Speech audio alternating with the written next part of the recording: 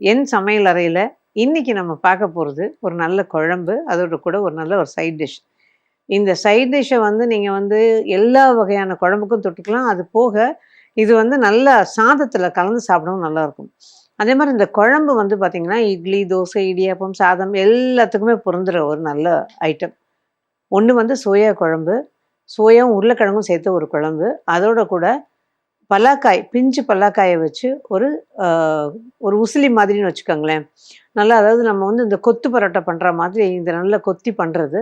Actually ரொம்ப நல்லாயிருக்கும் இதுவுமே. முதல்ல நம்ம பார்க்க போகிறது இந்த குழம்பு. இந்த குழம்பு வந்து அதாவது ஈஸியாக பண்ணக்கூடிய வகையில் இன்றைக்கி குக்கரில் செஞ்சு காமிக்கலாம். யூஷுவலாக இந்த பிக்னர்ஸு, அப்புறம் வேலைக்கு போகிறவங்க, இவங்களுக்குலாம் வந்து இந்த அவசரத்துக்கு டக் டக்குன்னு பண்ணணும் அப்படிங்கிற ஒரு விஷயமாவே இருக்கும் இது. அதனால் அது சட்டுன்னு வதக்கி அந்த மாதிரி பண்ணும்போது அது எல்லாம் ஒன்றா அரைச்சி நம்ம வந்து ஒரு குக்கரில் வேக வைக்கிற மாதிரி தான். அதுதான் இன்றைக்கி முதல்ல ஃபஸ்ட்டு பண்ண போகிறோம். அதுக்கு என்னென்ன தேவைன்னு பார்த்துக்கலாம். அதுக்கப்புறம் இது எப்படி பண்ணுறதுன்னு பார்க்கலாம். சோயா உருளை குழம்பு செய்ய தேவையான பொருட்கள்: சோயா சங்க்ஸ் 1 கப், நன்கு கொதிக்கும் நீரில் ஊற வைத்து வடிகட்டி கொள்ளவும். உருளைக்கிழங்கு சிறியதாக 1, தோல் நீக்கி நறுக்கி கொள்ளவும். சின்ன வெங்காயம் 6 முதல் 8 வரை, வெங்காயம் 1 பொடியாக நறுக்கி கொள்ளவும். தக்காளி நன்கு பழுத்ததாக 2 துண்டுகளாக்கி கொள்ளவும்.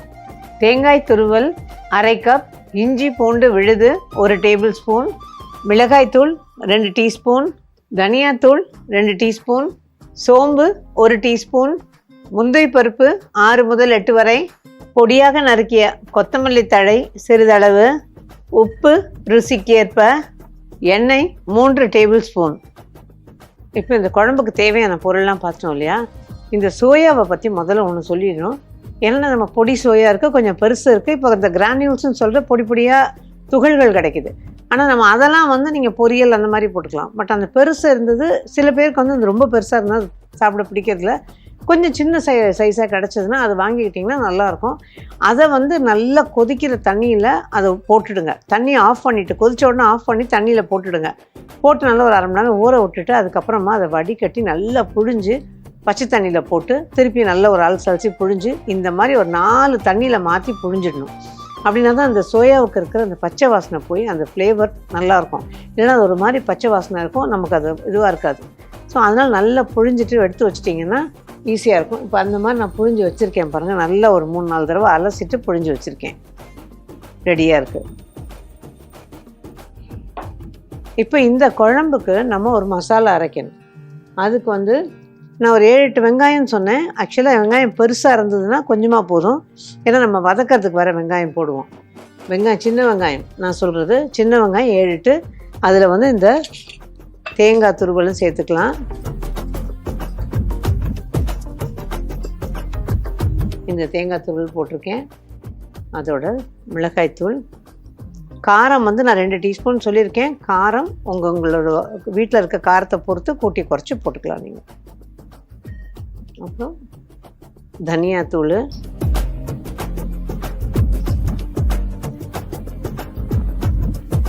அதோட சோம்பு.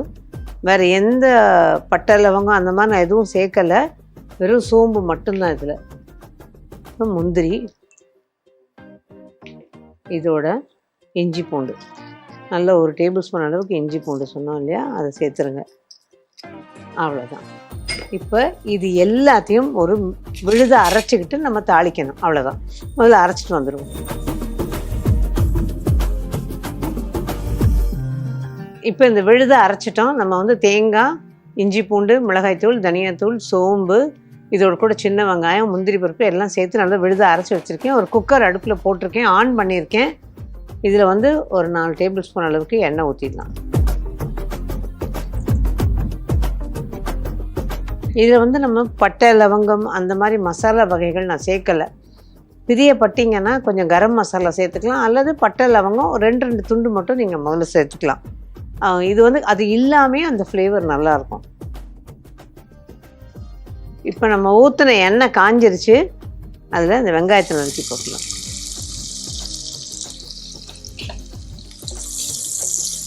இந்த குக்கரில் பண்ணும்போது உங்களுக்கு கொஞ்சம் நேரம் இது சேவ் ஆகும். ரொம்ப நேரம் நீங்கள் வதக்கி அந்த மாதிரி பண்ண வேண்டாம். இது ஈஸியாக உங்களுக்கு டைம் சேவ் ஆகும்.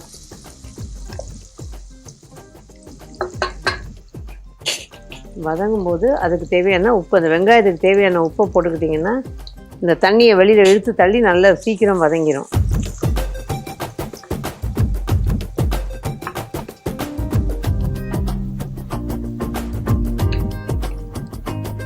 வெங்காயம் ரொம்ப நிறம் மாறி வதங்கணும்னு இல்லை, லேசாக ஒரு இளம் பிங்க் நிறத்தில் வந்துச்சுன்னா போதும், தாராளமாக. அது வரைக்கும் பாருங்கள். இப்போ அது வதங்கிடுச்சு, அந்த நிறம் கொஞ்சம் கொடுத்துருச்சு நமக்கு, அது போதும். ஏன்னா குக்கரில் அதனால மூடி வேக போட போகிறப்ப அது அதையும் சேர்த்து நல்லா வெந்துடும். இப்போ இதில் தக்காளி, அதோட நம்ம வெட்டி வச்சுருக்க ஒரு உருளைக்கிழங்கு, இப்போ இந்த அரைச்ச விழுது அதையும் இதில் சேர்த்துக்கலாம்.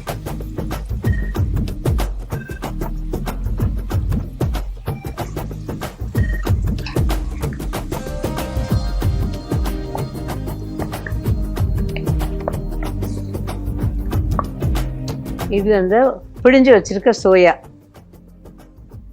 இந்த குழம்புக்கு தேவையான உப்பையும் இதில் சேர்த்துடலாம். இப்போ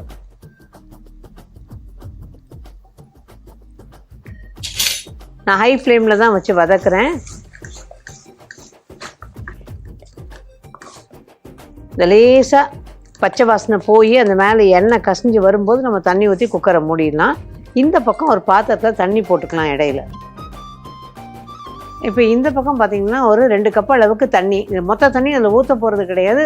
ஏன்னா நம்ம அளவு பார்த்து இந்த அளவுக்கு வேணுங்கிற அளவு ஊற்றினா போதும். ஸோ 2 டம்ளர் தண்ணி அடுப்பில் கொதிக்கிட்டுன்னு வச்சுருக்கேன்.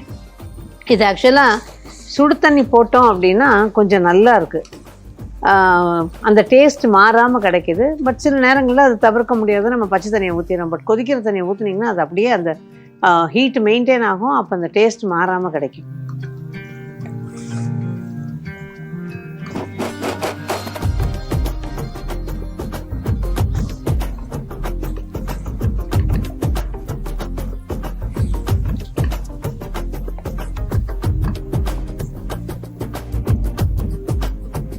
இப்போ பாருங்கள், இது நல்லா வதக்கியாச்சு.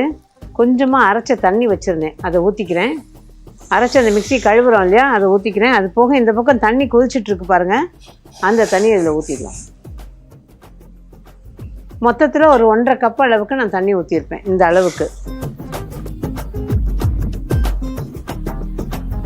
ஊற்றினோடனே கொதிக்குது பாருங்கள், இந்த மாதிரி இருக்கணும். இப்போ குக்கரை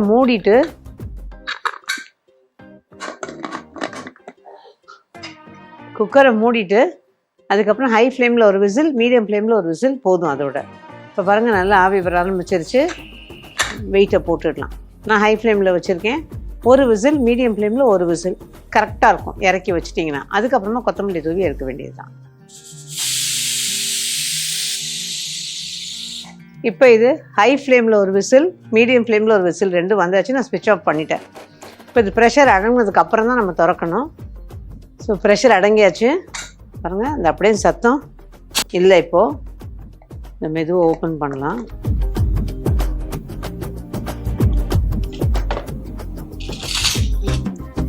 பார்த்திங்கன்னா தெரியும், நல்லா தேவையான அளவு அந்த திக்னஸில் இருக்குது.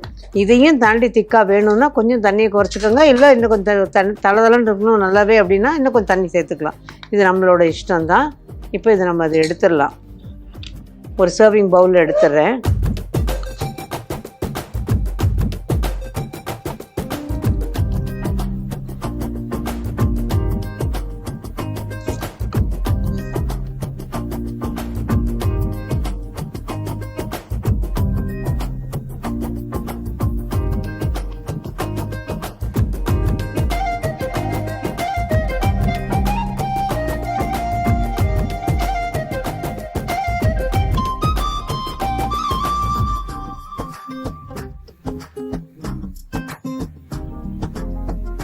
சோயா உருளைக்கிழங்கு குழம்புக்கு ஒரு சின்ன ரீகேப். ஒரு பவுலில் சின்ன வெங்காயம், தேங்காய் துருவல், அதோட கூட மிளகாய்த்தூள், தனியாத்தூள், சோம்பு, முந்திரி பருப்பு, இஞ்சி பூண்டு எல்லாத்தையும் சேர்த்து ஒரு விழுதாக அரைச்சிக்கணும். ஒரு குக்கரில் எண்ணெயை ஊற்றி அதை காஞ்சதும் வெங்காயத்தை போட்டு சிட்டிகை உப்பையும் சேர்த்து நல்லா வதக்கிட்டு அதோட தக்காளியும் போட்டு, தக்காளி போடும்போதே உருளைக்கிழங்கையும் போட்டுட்டு அதோட சோயாவும் போட்டு அரைச்ச விழுதும் போட்டு இந்த குழம்புக்கு தேவையான உப்பையும் போட்டு நல்லா வதக்கிட்டு ஒரு பக்கம் தண்ணியை கொதிக்க வச்சு அந்த கொதித்த தண்ணியும் மிக்சியிலேருந்து எடுத்து கொஞ்சம் அலசின தண்ணியும் சேர்த்து எல்லாம் ஊற்றி குக்கரை மூடி ஹை ஃப்ளேமில் ஒரு விசில், மீடியம் ஃப்ளேமில் ஒரு விசில் இதை விட்டு இறக்கி ப்ரெஷர் அடங்கினதுக்கப்புறம் எடுத்து கொத்தமல்லி தூவினோம் அப்படின்னா சோயா உருளைக்கிழங்கு குழம்பு தயார். இப்போ இந்த சோயா உருளைக்கிழங்கு குழம்பு ரெடி ஆயாச்சு. ஒரு சின்ன சஜஷன் சொன்னால், இப்போ இப்படி வந்து கொஞ்சம் அப்படியே இந்த வெறும் சோயாவும் உருளைக்கிழங்குமா பார்க்குறதுக்கு கூட கொஞ்சம் பச்சை பட்டாணி இருந்து போட்டிங்கன்னா அந்த கலர் கொஞ்சம் பார்க்க நல்லாயிருக்கும். கேரட் அது இதெல்லாம் எதுவும் சேர்த்துட வேண்டாம். வெறும் பட்டாணி மட்டும் கொஞ்சோண்டு போட்டிங்கன்னா, ஏன்னா சமயத்தில் நான் பட்டாணி கொஞ்சோண்டு போடுவேன், பார்க்குறதுக்கு கலர் நல்லாயிருக்கும் அப்படிங்கிறதுனால. ஸோ அது ஒன்று தான். இதை ட்ரை பண்ணி பாருங்கள். இடியாப்பம், அப்புறம் புலவு சாதம்னு சொல்லி பண்ணுறோம், அப்புறம் ஜீரா ரைஸ்லாம் பண்ணுறோம், அது சப்பாத்தி, தோசை, இட்லி எல்லாத்துக்கும் பொருந்துங்க.